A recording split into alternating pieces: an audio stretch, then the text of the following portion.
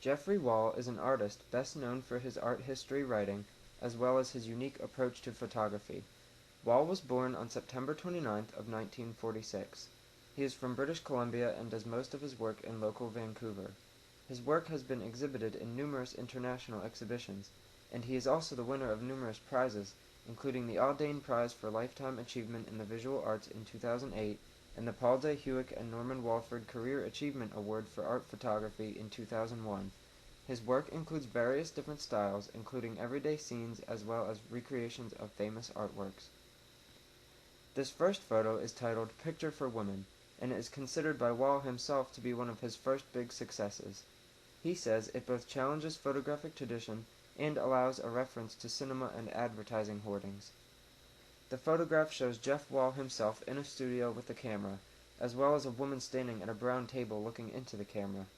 The scene appears to be reflected in a mirror. Wall borrowed some of the structure and motifs for this image from a painting by Edward Manet, which depicts a bar scene reflected in a mirror, including a woman standing in a bar with a shadowy male figure nearby. You can see some of the similarities, such as the positioning of the figures, as well as the backlighting and the reflective scene.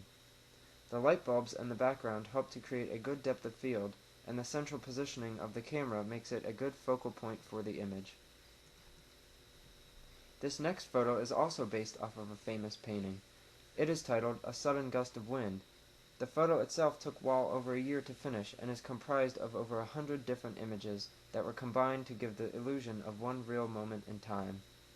Wall utilized actors and the proper weather conditions in order to stage each scene. This is personally one of my favorite works of Jeff Wall.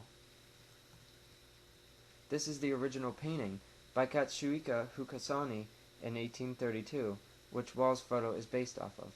You can see Wall kept a few of the major objects, such as a body of water, the two-trunk tree bending in the wind, and the four main actors as well as a fifth person in the background. Wall did a good job recreating the scene in real life, and utilized a unique photographic technique in doing so. This photo is entitled Storyteller.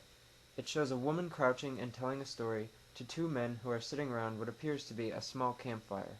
There is a couple sitting somewhat up away from the storytelling woman, and then another lone man sitting over to the right of the image underneath the bridge. The image has a rather unique perspective, with the leading edge of the bridge and the pine trees drawing your attention in on the subjects. The scene is also comprised of three distinct types of terrain: the dark-colored mud or dirt that the storyteller and the couple are sitting on, the greenish moss in the center, and the lighter slate that the lone man is sitting on. Wall comments and says that he wanted to express the seriousness of what the storyteller is saying, but at the same time, it turned out that the subjects sitting farther away seemed to have a different reaction than the two men sitting close to the storyteller. They are maybe more skeptical or apprehensive. The contrast and layout of the scene helped to convey what Wall was trying to express in this image. This last photo is entitled The Flooded Grave, and it is actually a photo montage. That means it is made up of many different photos that were pieced together. Wall says that he wanted to create a synthetic yet traditional pictorial space. I personally like the way that the Wall created this image. The trees and gravestones in the graveyard are placed perfectly such that they give a good feel for the depth of field in the image and stand out very well. It gives a very eerie feel to the image, as if everything is standing and waiting to see what will become of the flooded grave. Wall also put sea stars and sea urchins in the grave itself, giving the image a very surreal appearance.